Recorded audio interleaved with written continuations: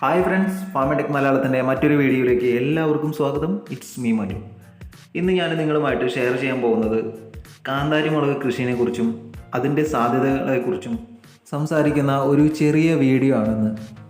അപ്പോൾ നിങ്ങൾക്ക് എല്ലാവർക്കും ഇന്നത്തെ വീഡിയോ ഇഷ്ടപ്പെടുമെന്ന് പ്രതീക്ഷിക്കുന്നു. അപ്പോൾ ഇഷ്ടപ്പെട്ട സപ്പോർട്ട് ചെയ്യാം. ഞാൻ കാന്താരി മുളക് കൃഷി തുടങ്ങിയത് വീട്ടിലൊരു കാന്താരി മുളക് ചെടി ഉണ്ടായിരുന്നു. അപ്പോൾ അതിൽ നിന്ന് ഒരു നല്ല പഴുത്ത 1-2 മുളക് എടുത്തിട്ട് മാറ്റി വിത്തിനായിട്ട് മാറ്റി വെച്ചിട്ട് അതിൽ നിന്ന് വിത്ത് ശേഖരിച്ചു. അതിൽ നിന്ന് വിത്തെല്ലാം വൃത്തിയാക്കി എടുത്ത് ചാരത്തിലേക്ക് പെനച്ചെടുത്തിട്ട് സാധാരണ പരമ്പരാഗത രീതിയിൽ തന്നെ അതിനെ മാറ്റിയെടുത്തു.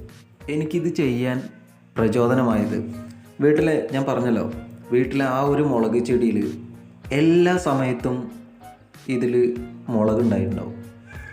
അപ്പോൾ ഇതെങ്ങനെയാണ് അതിൻ്റെ രീതി എന്ന് നമുക്കറിയില്ലായിരുന്നു. എപ്പോൾ നോക്കിയാലും കുറച്ച് മുളക് അതിൽ എല്ലാ സമയത്തും ഉണ്ടാവും.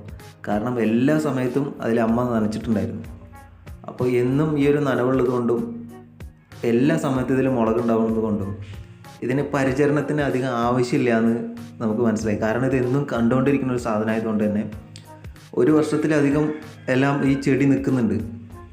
അതേപോലെ തന്നെ ചെറിയൊരു വാട്ടം വന്നാലും പിന്നെ അത് വെള്ളമൊഴിക്കുന്നതോടുകൂടി ഇലകളൊക്കെ തളിര് ആയി പൂവും കായൊക്കെ വീണ്ടും വരുന്നു.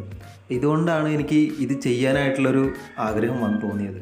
അങ്ങനെ ഞാനൊരു പോട്ട് എടുത്തിട്ട്, കുറച്ചൊരു വലിയ പോട്ട് എടുത്തിട്ട് അതിൽ ചാണകപ്പൊടി, അതേപോലെ കുറച്ച് മണ്ണ്, പിന്നെ ചകിരിച്ചോറും ഇട്ടതിന് ശേഷം നന്നായിട്ടൊന്ന് നനച്ച് കുതിർത്തിയെടുത്തിട്ട് അതിൽ ഈ മാറ്റി വെച്ച മുളക് വിത്തില്ലേ അത് ഇതിലേക്ക് പായി കൊടുത്തു.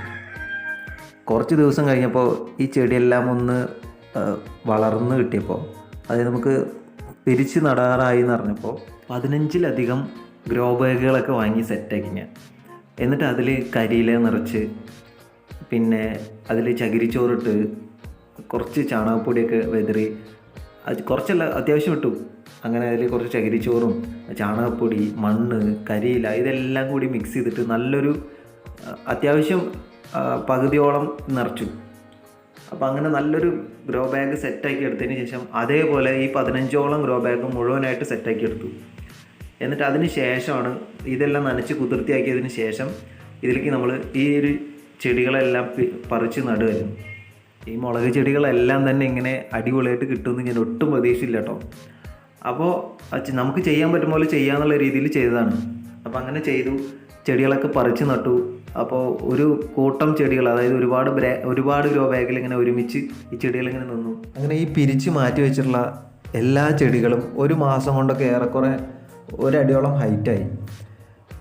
ആ 1 അടിയോളം ഹൈറ്റ് വന്ന മുളക് ചെടി പിന്നീട് പതുക്കെ കായ്ക്കാൻ തുടങ്ങി. പൂക്കളും കായകളൊക്കെ ആയിട്ട് ഈ 15ഓളം ഗ്രോ ബാഗ് നിറഞ്ഞു നിന്ന് പൂക്കാനും കായ്ക്കാനും തുടങ്ങി. എല്ലാത്തിലും അത്യാവശ്യം മുളകുണ്ടാവാൻ തുടങ്ങി. അപ്പോൾ ഞാൻ ഒരു ചെറിയ കാര്യം ചെയ്തുള്ളൂ. അപ്പോൾ 2 പഴുത്ത മുളക് വിത്ത് എടുത്തിട്ട് അത് പാകിയെടുത്തു, അതിൽ നിന്ന് പിരിച്ചു വെച്ചു. അപ്പോൾ കുറച്ച് സമയം, അല്ലെങ്കിൽ 1 ദിവസമോ 2 ദിവസം മാത്രം ഞാനിതിന് എഫേർട്ട് ഇട്ടുള്ളൂ. നമുക്ക് ഒരുപാട് കാലത്തേക്ക് വേണ്ട മുളക് നമ്മുടെ വീട്ടിൽ തന്നെ ഞാൻ ഉണ്ടാക്കിയെടുത്തു എന്നുള്ളതാണ്. അപ്പോൾ കുറച്ച് സമയം ഇതിനിപ്പോൾ മാറ്റി വെച്ചപ്പോൾ എനിക്ക് ഇത്രയധികം ഇവിടെ ഇത് സാധിച്ചു. ഇതുപോലെ തന്നെയാണ് കൃഷിയോട് നമ്മൾ ഇടപഴകി കഴിഞ്ഞാൽ, ചെറുതാണെങ്കിൽ പോലും നമുക്കത് വലിയൊരു രീതിയിൽ നമ്മുടെ വീട്ടാവശ്യത്തിനുള്ള പച്ചക്കറികൾ നമുക്ക് ഉണ്ടാക്കിയെടുക്കാൻ പറ്റും. ഈ വീഡിയോ എല്ലാവർക്കും ഇഷ്ടപ്പെട്ടു എന്ന് പ്രതീക്ഷിക്കുന്നു. ഇതിലും മികച്ച മറ്റൊരു വീഡിയോയുമായി കാണുമായിരിക്കും. It's me Manu, signing out.